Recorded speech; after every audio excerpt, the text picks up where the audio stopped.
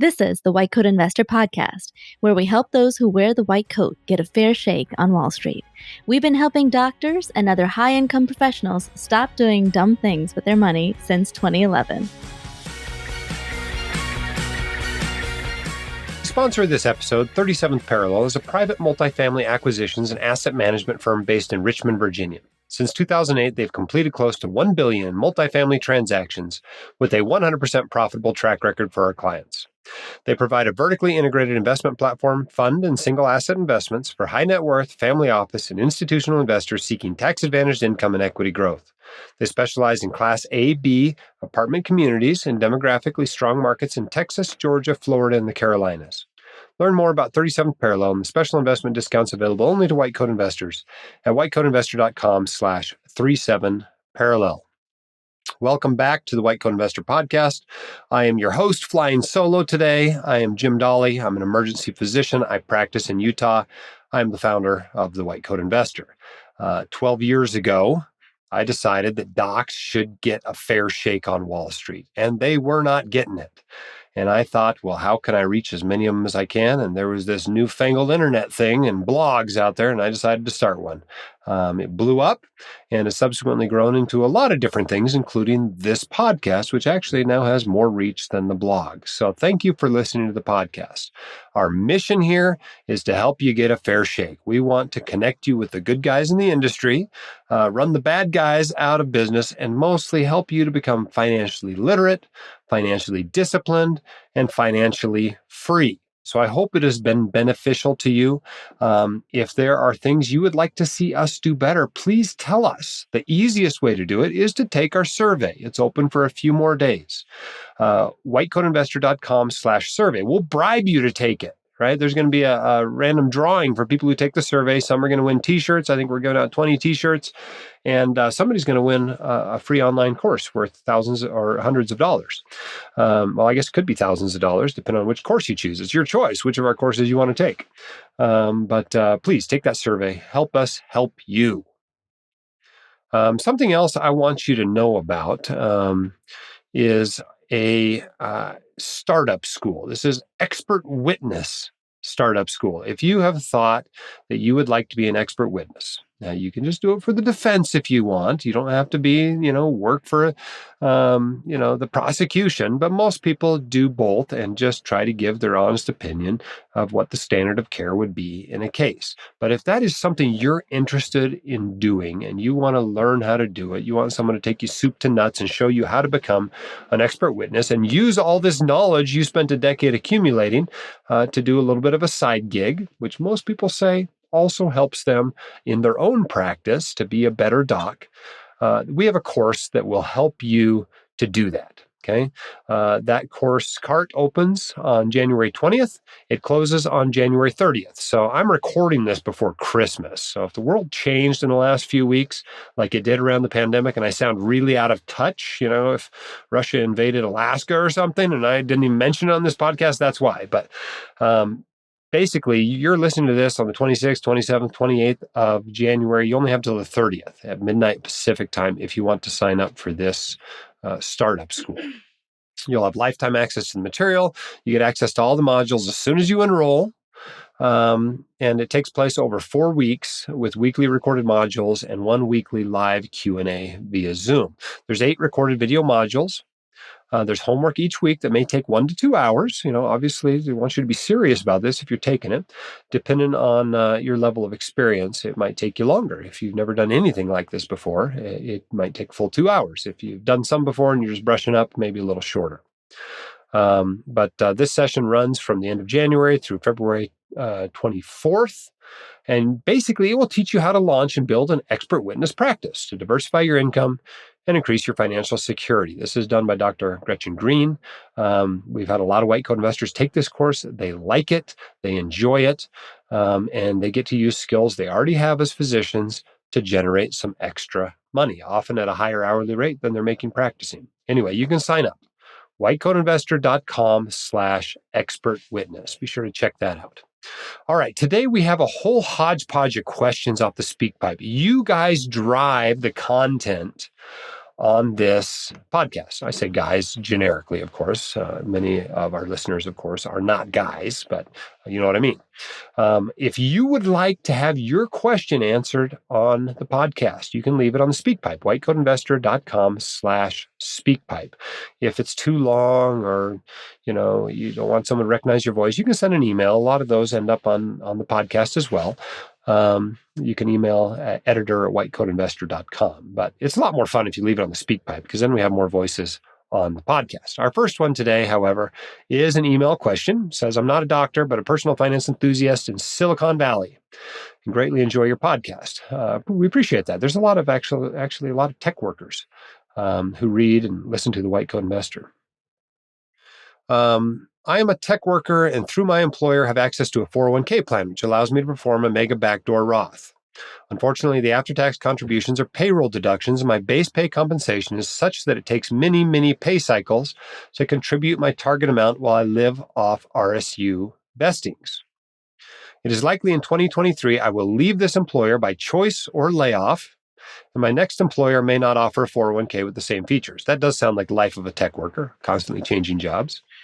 Is there any downside to scaling back my tax withholding with my employer to leave more after-tax funds for contribution toward my mega backdoor Roth? This would allow me to reach my target sooner, and I can make estimated tax payments to ensure I reach the tax withholding safe harbor. It's not all gloom, as I could land with another employer with a great 401k where I could utilize the $66,000 limit twice in a single tax year while observing the $22,500 voluntary contribution limit. Hopefully this question isn't too specific. We like specific questions here at the White Coat Investor. Let's get out into the weeds and talk about this stuff. Then he finishes, I greatly enjoy your podcast. I really need to give my doctor a copy of your book because she has a whole life insurance plan. Yes, you do. Please do give your doctor a copy of the book. That would be very kind of you. I think your plan's fine overall.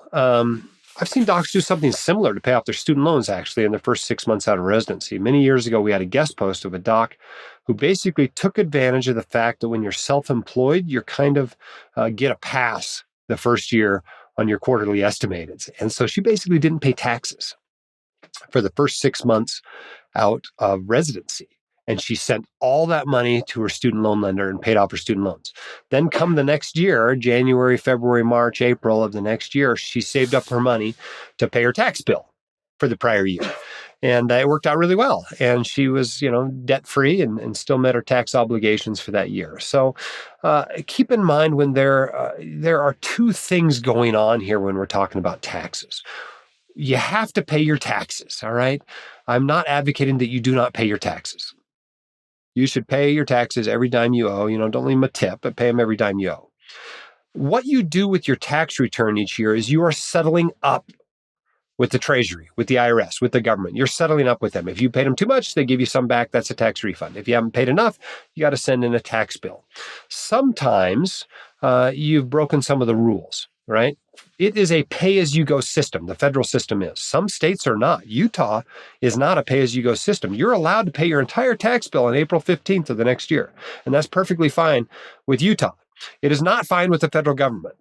They want you to pay as you go. And so the way most people do that, because most people are employees, is their employers are required to pull some money out and send it to the IRS with each paycheck. That's called tax withholding. And other than that general rule that employers have to pull a certain amount out based on what you put on your W-4, it's a little bit loosey-goosey there, right?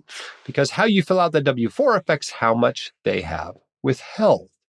And so if you fill out your W-4 in such a way that they don't withhold very much, well, you may end up having to write a big check come April, number one, and there may be some penalty associated with that. But there's really nothing that keeps you from changing it throughout the year. I think they want you to be as honest as you can when you answer the questions on the W-4, but I've never actually heard of anybody getting in trouble for not doing so. You'd still have to pay the taxes in the end. But I think there's more flexibility there than the IRS really likes to tell you there is, especially if you're paying as you go anyway with quarterly estimated payments. I really don't think they care, and it would help your cash flow to be able to do it this way. So I think that's fine. I don't think anybody's going to give you a hard time about that, and it'll allow you to max out your retirement account. The IRS does have an estimator that you can use. It's at irs.gov/individuals/tax-withholding-estimator, which lets you do all kinds of changes on how much you have withheld. So I don't see any reason why you couldn't do what you're planning to do here. I think it's fine to do, especially since you are paying as you go just as much as I am by doing your quarterly estimated tax payments. All right. Our next question comes from Alex. He's asking, he or she, I'm not sure which, is asking about selected insurance plans within the hospital and HSAs. So let's take a question. Let's take a listen to this. Hi, thank you for all you do. I'm a resident who has an HSA who currently switched insurance plans within the hospital and am wondering how can I switch the HSA to a self-directed HSA or a personal HSA due to the fees and poor investment options in the current HSA. Appreciate it. Bye. Alex, that's a great question. I have this image of you recording this question, with a hoodie over your head, sitting in the corner on one of the wards at the hospital, trying to be quiet as you recorded on the speak pipe.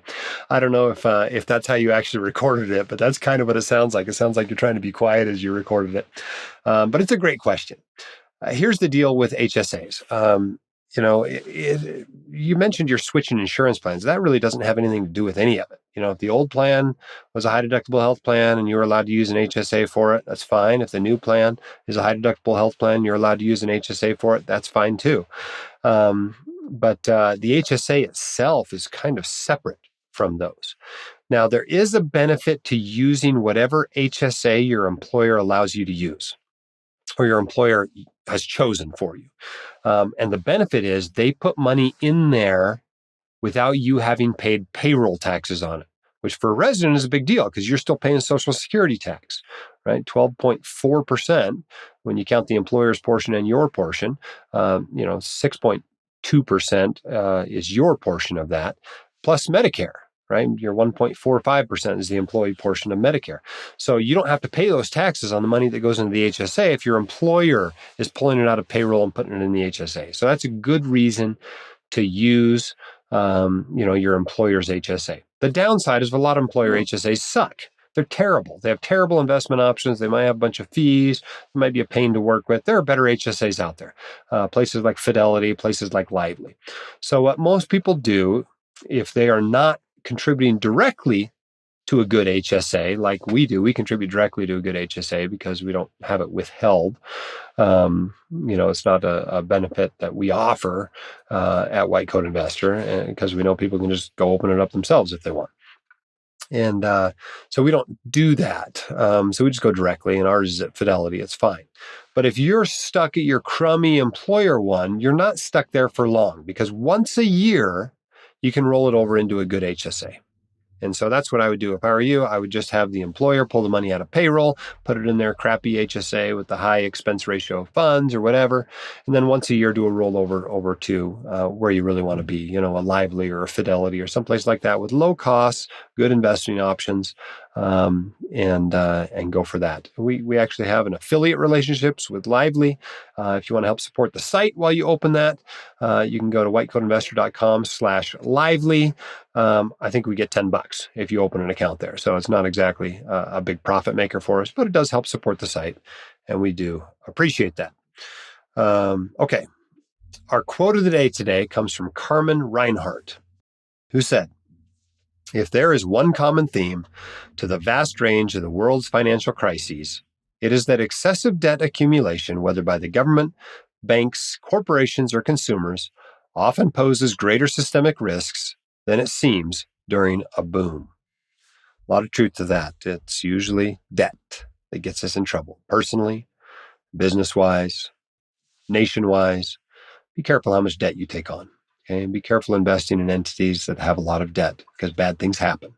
As I record this in December, the FTX debacle is still going on. I think it was just last week that Sam Bankman-Fried was arrested. I don't know how that will have played out by the time you hear this podcast, but borrowing money gets people in trouble. Be careful what you borrow. Don't borrow more than you need. Pay it off faster than you have to. You'll thank yourself later for it. Okay. Next question is on HSA contribution rules. Hi, Dr. Dahle. I have a question about HSA contribution rules. I am a W-2 employee and I have a high deductible health plan and HSA through my employer, which I have been contributing to. My employer's benefits handbook specifically states that we are not allowed to decline their health insurance coverage. For 2023, I also enrolled in my husband's health insurance plan through his employer, which is a PPO plan and is not a high deductible health plan, because there is a specific practice that I want to see that I cannot go to with my own employer's health insurance. Since I will technically be enrolled in both plans, am I still allowed to make contributions to the HSA for 2023? I use my HSA account as an extra retirement account as you have advised, so I do not plan to use or withdraw any of the contributions for healthcare expenses. Thanks so much for your help. Great question. The answer is no. You cannot contribute to an HSA unless your only health plan is a high deductible health plan. The fact that you're also covered by this PPO keeps you from contributing to your HSA for 2023. That doesn't mean you got to pull the money out of your HSA that you have in your HSA now. You don't have to spend it. You can leave it there. You can leave it invested, but you cannot contribute for 2023 because you are covered by a non-high deductible health plan. Boy, that's a really unfortunate situation. You've got a plan provided to you. You want to use an HSA, and presumably you're paying extra to be covered under your spouse's plan. That's a bummer. And you don't even get any money back from your employer for it. I guess if you really want that doc and you really need that coverage, you got to do it. But that's unfortunate. I'm sorry to hear about your situation. All right. Okay. We have a program here called the Champions Program. And what I want to do via this program is give away $1 million. But I'm giving it away in a very specific way, in the form of White Coat Investor Guide for Student books. We are trying to give one of these away to every first-year medical and dental student in the country. We want to be as successful as we can at this because we know it makes a difference. We're seeing surveys among medical students that now the younger medical students are feeling more prepared financially than they used to, and then the older ones are the ones who have not yet been given a copy of this book. We've given it over the last couple of years to 70% plus of first-year medical and dental students. So we know it makes a difference. And as the years go on, that difference will compound and compound and compound and compound. There's 1 million doctors right now, and I figure this could make a difference of $1 million or $2 million to each of these doctors if they would read and apply the lessons in this book over the course of their careers. So $1 million times $1 million, that's a lot of money. That's $1 trillion that this investment in giving these books away to first-year medical and dental students could create. And it may be the most important thing we ever do here at the White Coat Investor. We need a little bit of help. We cannot afford the staff nor the postage to send these books individually to everybody. We have to send them in bulk. We have to send them in boxes. And what we need is a first-year student, somebody in the class, to just volunteer to be the champion. All you have to do is pass the books out. That's it. Haul a couple of boxes into school one day, pass the books out to your classmates, and we'll send you a t-shirt. If you send us a picture, what are we sending? A tumbler this year? Is that what we're sending? We'll send you a WCI tumbler. If you send us a picture of you passing it out to your classmates. But mostly, you get to be the champion. You get to be the one who saved your classmates millions of dollars. It's pretty awesome. So please sign up. whitecoatinvestor.com/champion. Help us give away $1 million worth of White Coat Investor Guide for Student books this year, so we can help doctors to become financially literate, financially disciplined, and be able to concentrate on their families and their own wellness and their practices, and to do those things that you went to medical school for in the first place. We appreciate those who have volunteered to be champions in the past, those who have already volunteered this year, those who volunteered even though there's already somebody from your school. Thank you anyway. We appreciate it. We only need one from each school. But there are still schools out there that have not yet had a champion emerge. In fact, Megan, why don't we get a list of the schools that we don't have a champion from, and we'll put that into a podcast coming up. And if you're at or near or from one of those schools, maybe you can put some pressure on somebody and find us a volunteer to help pass these books out. All right, our next question is the one for which this episode, Leaving a Bad Advisor, was named. And I think there's a lot of interesting points from this question. It comes from Shay. Thank you so much for calling in with this question. Hi, Dr. Dahle. Thanks for all you do. My question is about what to do with actively managed mutual funds when you decide to make the switch from a bad financial advisor to managing your own portfolio. I'm the partner of a current medical student who recently introduced me to WCI. I'm 24 and I've been maxing out my Roth IRA for a little over a year. My advisor recommended that I buy front-load shares of the American Fund's One Fund portfolio, which I now understand is an actively managed mutual fund invested in other actively managed mutual funds, so it's doubly actively managed. I have not yet broken even with the front-load fees, so my shares are theoretically still worth less than the money I've paid for them if I do choose to sell them.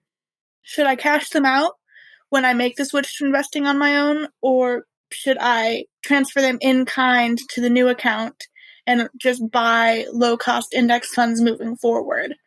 I'd kind of just like to be rid of them, but I'm not sure if it's wise since I've already committed to the front load, and so in theory, they should just be able to sit there and grow without me having to pay that much more on them. I'd appreciate your thoughts.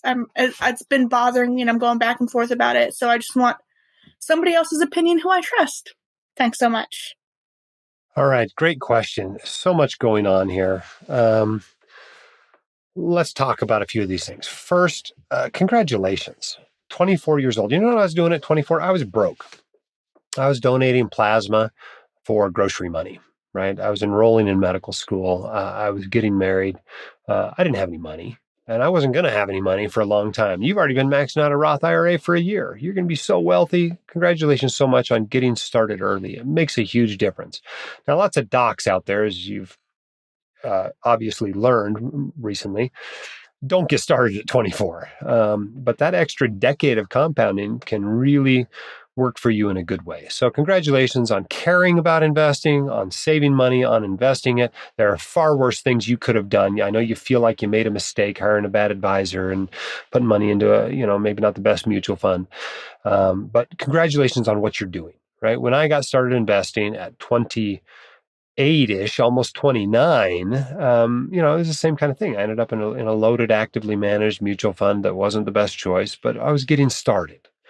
And that was the beginning of my Roth IRA and my wife's Roth IRA. And you know what? It's had more time to compound than anything else we've ever invested because we started early. So good job to you. Good job for learning about this stuff. Good job for caring about this stuff. All right, let's talk for a minute now about financial advisors. If you need advice, if you need service, it is okay to get it. Go hire a financial advisor. We keep a list of vetted financial advisors that give good advice at a fair price under our recommended tab at whitecoatinvestor.com. If you need somebody, go hire somebody. It will help you. Okay.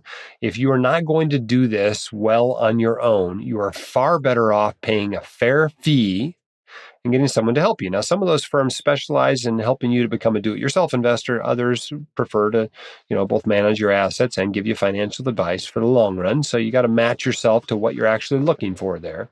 But if you need an advisor, go get an advisor. There are basically 4 ways to pay financial advisors. The first one, the way you've been paying your advisor, and I put advisor in air quotes there, is with loads or commissions. This means when you invest money in a mutual fund, the advisor takes some of the money you're going to invest and puts it in his or her pocket. It's a load, it's a commission. That's how they're getting compensated for what they are doing for you. I do not like this model. I think it's a terrible model because it incentivizes all the wrong kinds of behavior. It incentivizes them to sell. It incentivizes them to cause turnover in your portfolio, which is almost always a bad thing.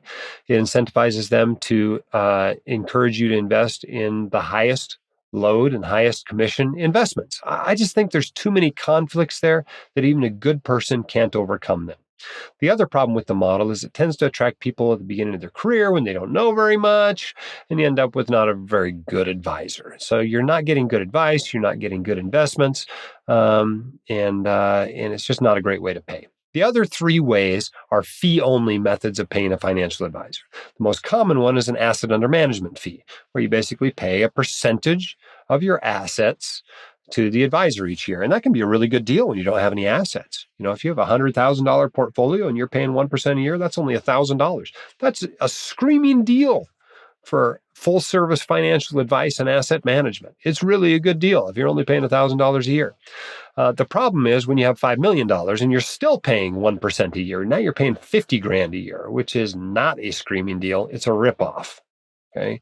It doesn't cost that much to manage a portfolio and to give good financial advice and to help you follow your financial plan. It doesn't cost $50,000 a year, not even close. If you're paying that, you're getting ripped off. So the problem with an AUM fee is you got to do the math each year. And so many people don't want to deal with this. They don't want to, they have inertia. They don't want to change advisors as their assets grow. And they end up paying too much. Even if they're getting good advice, they end up paying too much. So it's not my favorite method. The next method is like a flat annual fee. And this works pretty well. It's like having an advisor on retainer to give you financial advice, or, sometimes you just pay for your asset management this way. You might give them $5,000 or $10,000 a year to manage your assets.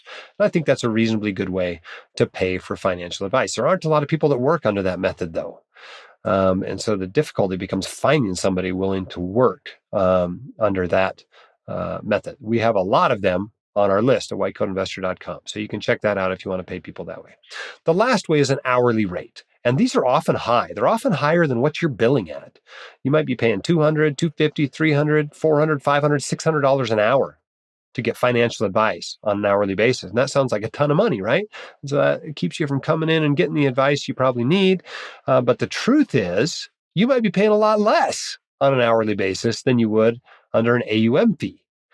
And so you got to do the math, just like you would with an AUM fee, and make sure you're paying a fair price, which is typically, a 4-figure amount per year. All right. So back to your situation, Shay. You're in this fund of funds from American Funds. American Funds aren't the worst actively management fund company out there. They're a favorite of these commission-based financial advisors. They call themselves fee-based, by the way. There's a difference between fee-based and fee-only. Fee-only is just fees, those last three methods. Fee-based or commission-based, however you want to call it, is they're charging you not only fees, but commissions. So anyway, American Funds is a favorite here. They're, among these folks, it's not the worst place to have your money. They've got not a bad long-term record on some of their funds. So you could have done a lot worse. So don't feel too bad about that. But they are actively managed. They do have relatively high expense ratios. I pulled one of their funds of funds up here. This is the American Funds Global Growth Portfolio. The expense ratio is 0.79%. Which is, 10 to 20 times what you'll pay for a Vanguard total stock market index fund. You can get a Fidelity total stock market index fund for nothing, an expense ratio of 0. So it's, relatively high fee. And when you stack a load on top of that, right, you're paying an 8% load, or I don't know what load you're paying to this person. That's like 9 times as high of a fee if you only hold it for 1 year. So it's, really expensive. And obviously those fees come out of your return. It just takes time for the asset, for the investment to do well enough to make up for all those fees, which, if that's the way it's got to be, that's the way it's got to be. But that is not the way it has got to be, because you can invest in no load mutual funds. This was the big revelation I had in residency, right? When I went on this road trip, I think we went up to climb at Devil's Tower. We were driving from Tucson to Devil's Tower to go climbing. Then we went to the Wind Rivers, did some climbing there. We were heading back to Tucson. We stopped in Salt Lake. The car wasn't running well. We had to get it fixed. So we went to my old mechanic here in Salt Lake when I was in med school. And while we were there, we went to a bookstore. I don't know what it was, Barnes and Nobles or something. And I bought a book called Mutual Funds for Dummies by Eric Tyson. And I learned the difference between no load funds and A, B, and C loaded funds. And I thought, oh, I think I've got no load funds because I'm paying my advisor a flat fee each year. And it turned out that I was also being put into loaded mutual funds. And that made me mad. And so I started learning about investing and eventually created the White Coat Investor. So they're not, sometimes good things come from paying loads. Luckily, probably like you, I didn't lose all that much money, but I learned an important lesson in what to do about mutual fund commissions. So what do you do with actively managed mutual funds? You've already paid the load. That's water under the bridge. You let it go. If you don't want to be in that investment, you get out. Staying in there for years does not help. You're still paying, this expense ratio of 0.8% or whatever it is for the given fund that you're in. And so you just get out. Now, in a taxable account, you want to think twice before you get out because you might have some capital gains and you'd have to pay taxes on it. Maybe you choose to hold on to a less than ideal investment and build your portfolio around it, but you're investing in a Roth IRA. There are no tax consequences to selling. The load you paid is water under the bridge. So if you don't want to own that fund anymore, sell it, invest in what you want to actually own and move forward. Consider it tuition in the school of hard knocks. Consider it your stupid tax. We've all paid it. I paid it. I paid it in a whole life insurance policy. I paid it in loaded mutual funds. All these mistakes that doctors make, mistaking a commission salesman for an investment advisor. I've made these mistakes, right? And so don't feel bad when you've made them, but don't stay there sitting in those mistakes for the rest of your career. Make a change, take control, and have a real investment plan moving forward. Keep your costs low, diversify broadly, fund it adequately, stay the course, and you'll reach your financial goals. Great job, Shay. Good question. Thanks for being part of the White Coat Investor community. All right. Our next question or questions comes from Nick. This must be a long question. I've got 2 speak pipes from Nick. So let's take a listen to him. Hey, Dr. Dahle. My name is Nick, and I am a second-year family medicine resident here in the state of Idaho. I recently signed a contract, an employment contract with a future position as an attending physician in a very small hospital in northern rural Idaho. This is coming with a $40,000 signing bonus as well as a $1,500 monthly stipend throughout the duration of the rest of my residency and until I start my work at my new position as an attending. With this signing bonus, my plan currently was to use a portion of it, about $15,000, in order to pay off the interest that is outstanding on some of my loans. That interest was frozen and was not placed into the total principal upon my graduation from medical school. And so I would like to pay that off, and I think that is a good financial option. However, I don't know what to do with the rest of the amount of money. For me, it is a lot of money, and I'm not sure what vehicle I should use in the meantime. Because I am going to a very small area, there's really no rental options, and I will need to buy a house when I do move up there after residency. And I was hoping to use this as a portion of a down payment for a future house.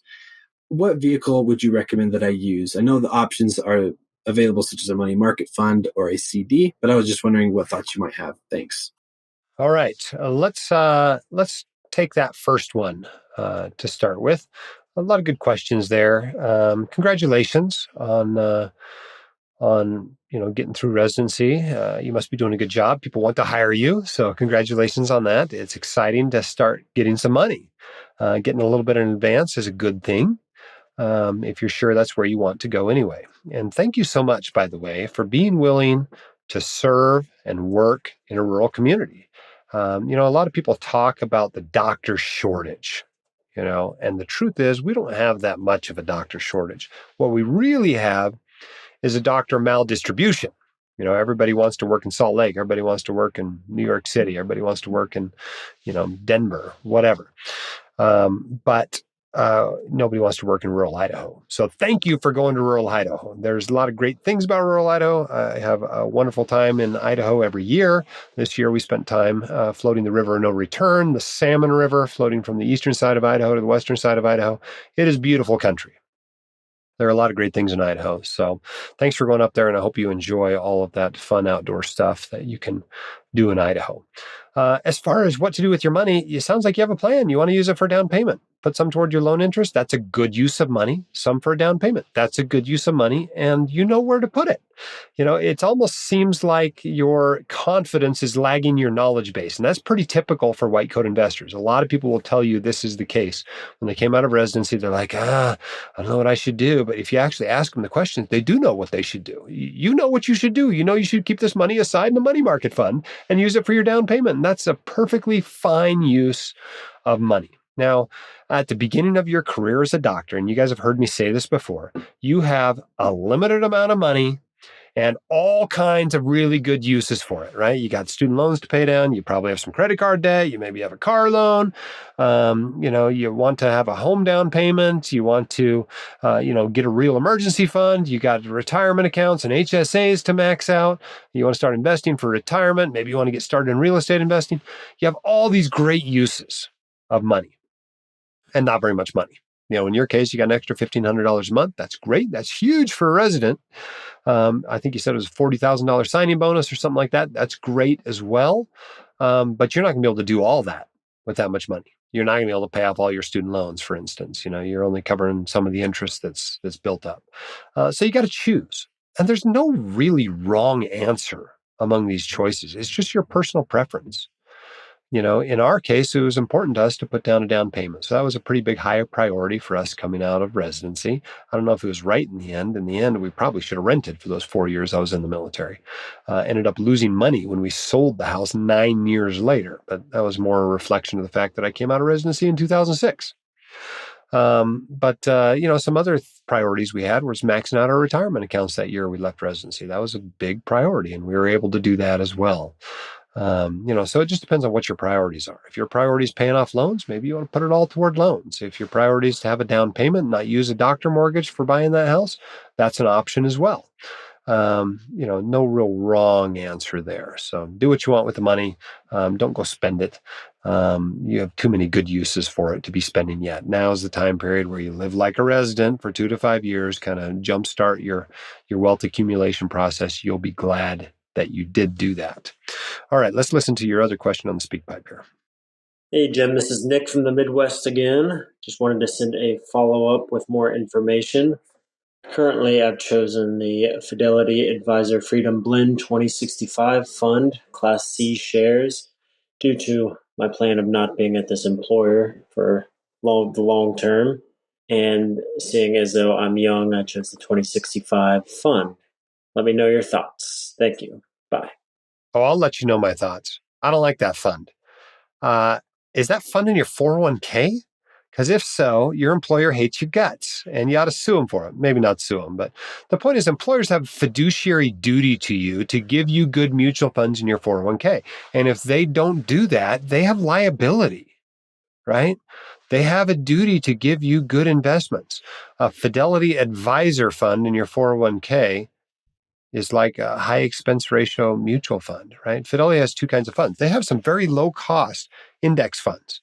And then they have like advisor funds that is used to compensate their advisors for selling you these funds, right? To compensate them for this great advice they're giving you to go into these high expense ratio mutual funds. It's not a service though. Like I would try to avoid that fund if you can. Looking around that 401k, see if there's something better. I get the draw for a target retirement or life cycle style fund. It's a great choice. These life cycle funds are a great choice, particularly for a resident. All your investments are in a 401k or they're in a Roth IRA or whatever. It's fine to use these life cycle funds. It's a one-stop shop. Get back to learning medicine. It's great. I don't like high expense ratio ones.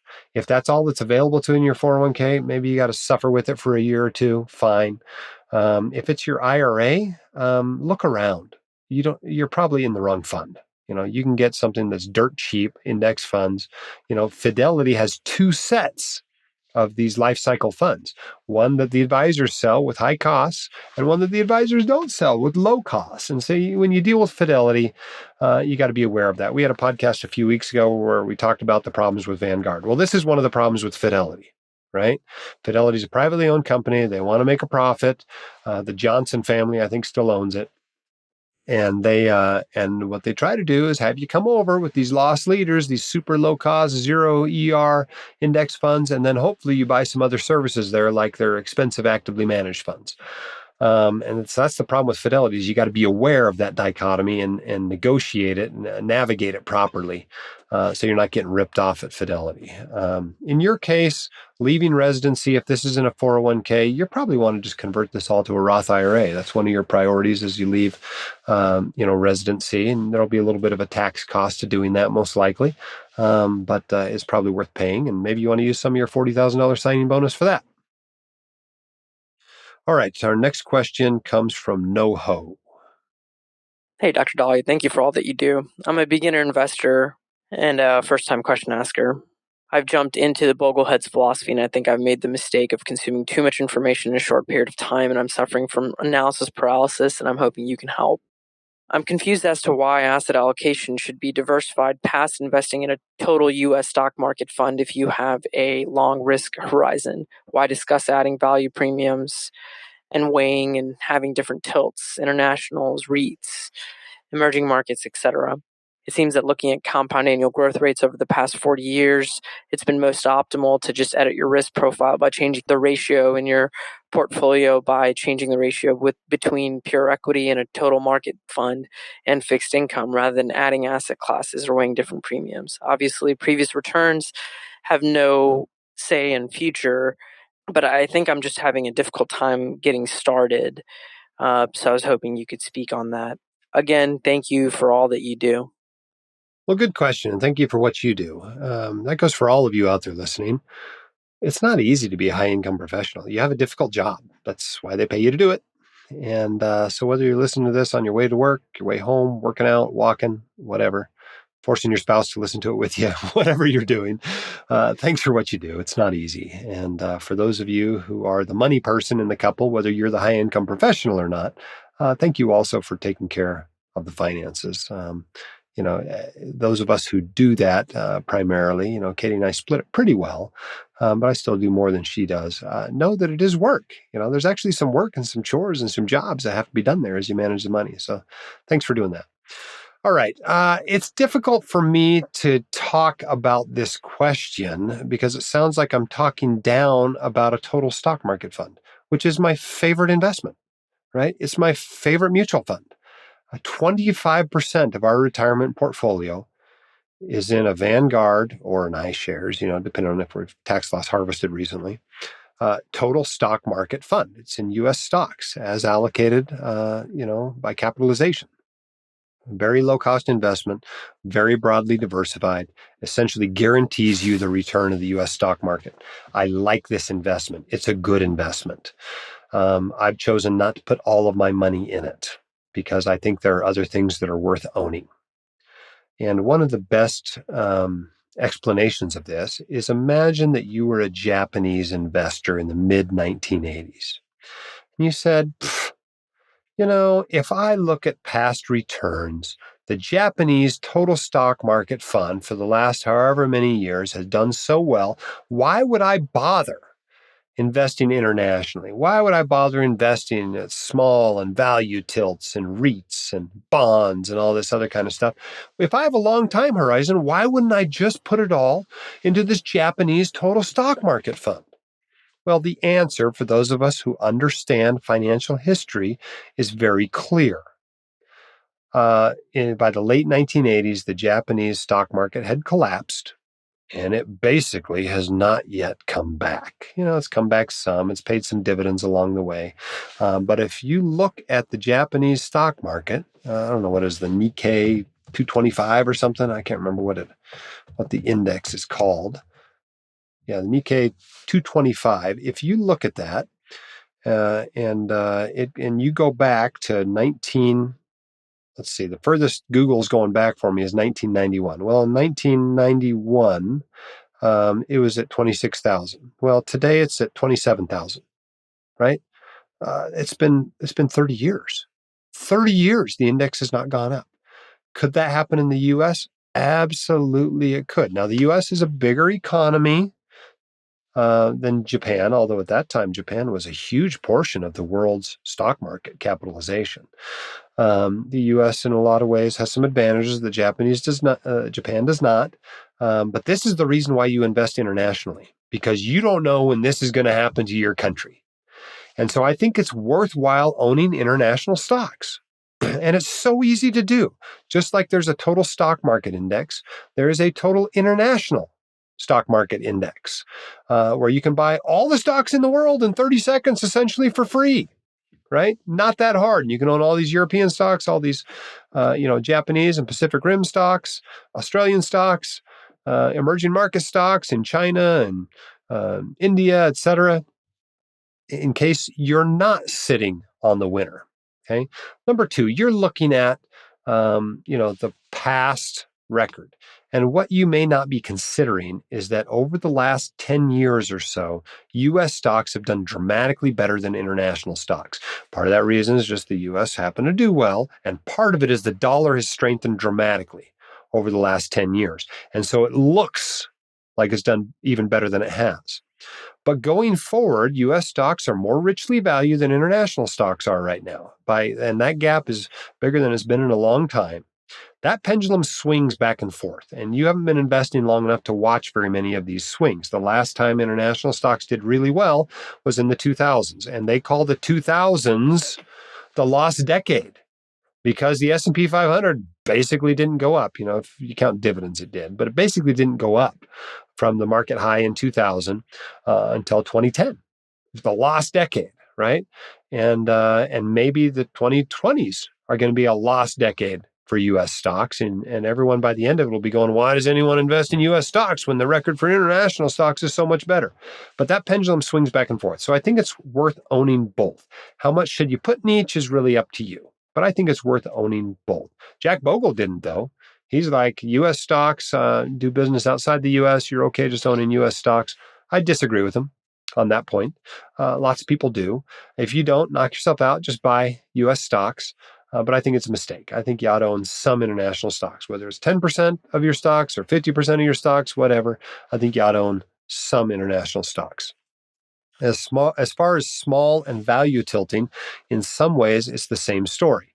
The question is diversification just owning the maximum number of stocks, or is it about diversifying risks? Because the academics would tell you that there's market risk, there's small risk, there's value risk, there's all these other factors as well, but those are the big ones. And if you tilt your portfolio to small stocks and you tilt your portfolio to value stocks, you're actually diversifying your risks, even though you are not now market weighting your stock portfolio. And of course, over the last 10 years, what has done the best?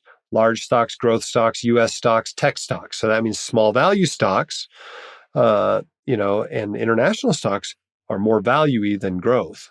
And so international stocks as well have not done as well. And so everyone goes, well, why don't I just invest in the FANG stocks? Since they do so well, they have the best historical record. Well, because the pendulum swings, that's why. And so I think you need to pick something you can stick with for the long run. For me, that's a little bit of a tilt to small stocks. It's a little bit of a tilt to value stocks. It's a little bit of a tilt to international stocks. It's a little bit of a tilt to real estate. And I know there are times when those tilts are not going to pay off. And there are other times when I will be very glad to have those tilts, like 2022, right? U.S. large growth stocks did not do awesome. And small value stocks did much better. And so this has been a good year for a small value investor. But if you look back historically, there are good years and bad years. Over the long run, small and value seems to have outperformed, but it's probably a risk story. They're probably riskier stocks. And so I'm taking on more risk by tilting my portfolio to small and value stocks. If you don't want to tilt, if you just want to use a classic 3-fund portfolio, total stock market, total international, total bond market, I think that's fine. Different strokes for different folks. There are many roads to Dublin. but I would encourage you to pick a mix of investments you can stick with in the long term and then stick with it. Don't swing back and forth, because what will happen is you'll have a decade like the last one. You'll go, I should put it all in U.S. stocks. Then you'll have a decade like the 2000s and you should go, I shouldn't put any money in U.S. stocks. And you'll be buying high and selling low. Don't do that. Just have a static asset allocation, rebalance once a year, take what the market gives you, and you'll be successful in the long run. Hopefully that's helpful. All right, next question comes from Ross, who's thinking about changing his plan. Probably not a good idea, Ross. I know it's tempting. Probably not a good idea. Let's listen to your justification. Hey, Jim, longtime WCI follower, first-time speak piper. Wondering your thoughts on adding a wrinkle to my financial plan. We followed our financial plan consistently for about a decade now, including maxing out our 401k, defined benefit plan, HSAs as a stealth IRA, and a yearly backdoor Roth for myself and my wife. After experiencing a couple of bear markets, I've not had the slightest inkling to sell during them and have consistently found myself wanting to take advantage of the market downturn. We currently have a 75% stock, 25% bond portfolio, and I'm 43 years old. We're considering changing our plan to have specific triggers to increase the equity portion. For example, my financial plan might read, if a 20% drop in the market occurs as measured by the price of VTSAX, we will change our investment holdings to 95% stock, 5% bonds. If we implement this, we would also plan to have a lesser trigger at 10% market downturn, 85-15, and plan for corresponding changes in times of market gains. It seems that this might help me to buy low and sell high over time. I don't mind doing a bit more work. In fact, I enjoy nerding out on this stuff. I'd love your blunt opinion on whether this is an unwise addition to our financial plan. Thank you. Oh, Ross, that's very convincing. I think it's okay to do something like this. It needs to be written down in your plan. And our plan requires us to wait 3 months before making a change. So I hope yours does as well. Think about it, decide if this is really something you want to do long term. But I think that sort of thing is okay. But you're only mentioning half of it. You haven't thought about the criteria of when you go back to the lower stock allocation, right? Because going to 85% or 95% stocks at some point, presumably, you're going to want to go back down. And you got to pick the right time to do that. That's the difficulty in timing the market, right? So you got to set criteria to do that. Is this okay to do? This is okay. If it's what your plan says, I think you ought to follow it. But you ought to think about this in advance. What am I going to do? Make sure it's something you can tolerate. Consider the downsides of when this could burn you, right? Because there are times when this could burn you. Look at the Great Depression, that sort of a thing, when this sort of thing might not have worked out as well as you think.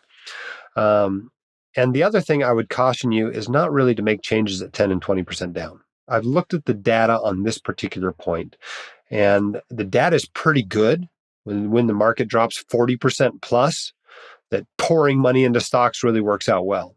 The data is not very good when stocks go down 10%, that pouring money into stocks is a good idea. And so I would encourage you to, if you want to do this tactical asset allocation, which even Jack Bogle mentioned was okay to do a little bit, and I think the amount you're doing probably still falls within a little bit, is to, I think have a little bit bigger movement before you actually make any changes, or you're likely to get whipsawed. The other thing to keep in mind is there are tax consequences to doing this in a taxable account. So if a lot of your investments are in a taxable account, there's a cost to buying and selling and changing your asset allocation dramatically that may outweigh the benefits of doing so. But the idea here is simple. Stocks are cheaper when the price goes down. Same company, right? Walmart's the same company it was a year ago, and now you can buy it for, I don't know how much less. Let's look it up. Walmart stock over the last year. It's down what? Well, it's not down all that much. Walmart's actually about even over the last year. But anyway, if it was a stock that had gone down, say it had gone down 15%, well, you're buying the same company 15% cheaper. And that's the way the overall market is as well. So it makes sense to try to do that. It's just incredibly difficult to do in the long term. I think the best way to do it is with some sort of systematized plan. Maybe you go from 75% to 85% stocks after the market drops 25%, and then you keep it there until the market recovers to its former high, and then you go back to 75% stocks, but you need to write that plan down. Be comfortable with it. Look at it historically, how it would have been in a few different situations. Make sure it's going to pass the stomach acid test with you. then implement it and follow it and stick with it. Don't be changing that sort of a plan every year, or you'll end up regretting it. Okay, good question. Wasn't as crazy as I thought it was going to be. When I've made changes to my investment plan, I've often regretted them. So keep that in mind. I remember when I added REITs to my plan in 2007, did not work out well. That initial investment I lost 78% on. Now we've stayed the course with it over the years, and our long-term return's just fine on that asset class. But that initial investment, the timing on it might not have been all that awesome. Hi, Dr. Dahle. Thanks for everything you do at the White Coat Investor. I'm a physician in the Midwest. My spouse and I are in our mid-30s, and in terms of savings, we are about 70% of the way to our financial independence savings goal. I've been contemplating cutting back my hours to 0.6 FTE so I can have more time for travel and hobbies and just less stress in my life. If I cut back, we would still be able to put about half of our annual household income into savings. So logically, I know we're in a great place financially to allow me to scale back. However, when I run the numbers, after taxes, I currently make about $700 a day. So for each day that I choose not to work, it would feel like I'm paying $700 for the day off. As a frugal person, it's hard to imagine spending $700 a day just to read books and take my dog on walks. Am I thinking about this correctly as far as feeling like cutting back my hours is paying a lot of money for more days off? Do you have any advice for me in this situation? Thanks for your thoughts. All right. Great question. There are a lot of people out there listening to this podcast who can relate to your question. I know because they send me messages, and I see their posts on Twitter and Facebook, and I talk to them at the WCI conference. You are a natural saver. Okay. This advice I'm giving to this doc does not apply to everybody listening to this podcast. Okay. It only applies to this doc and people whose mindset is like this doc. You have won the game. You haven't quite won it yet, but you are on track to, you will win it very soon. Okay. You're at 70% of the way to your FI number in your 30s. That's awesome, right? This is like Physician on Fire-esque, right? He was FI at like 39 or 40. Okay, that's where you're going. Okay, you're very frugal. You're talking about cutting back and still having a 50% savings rate. Okay, so you have won this game that a lot of people struggle with, of earning enough money and saving enough money and investing it wisely. A lot of people struggle with this. You do not.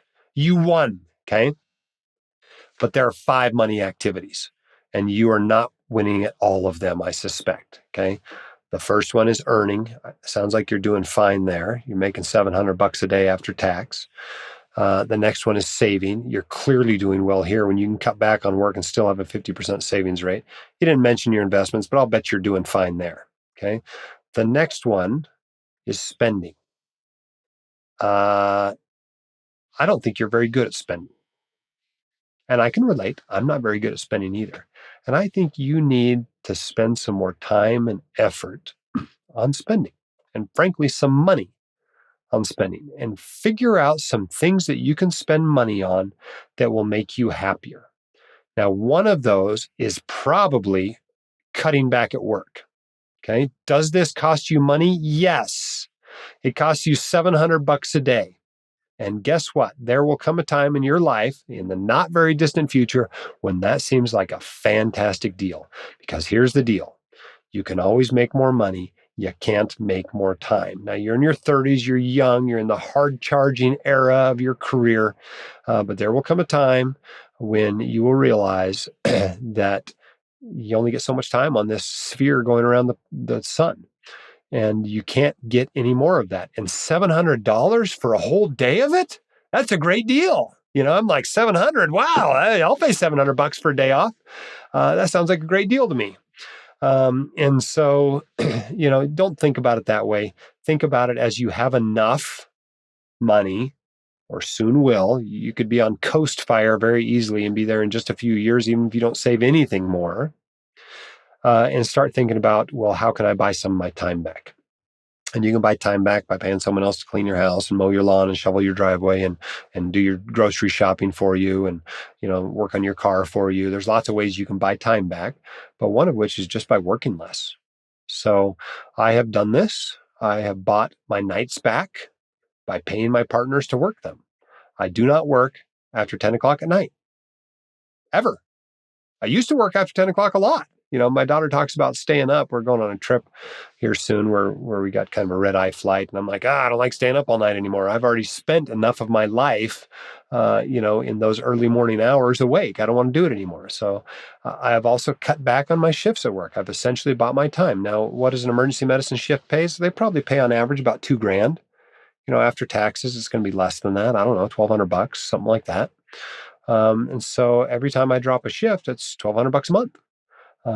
And I get a day off for it, right? I get this time that I can use to do something else.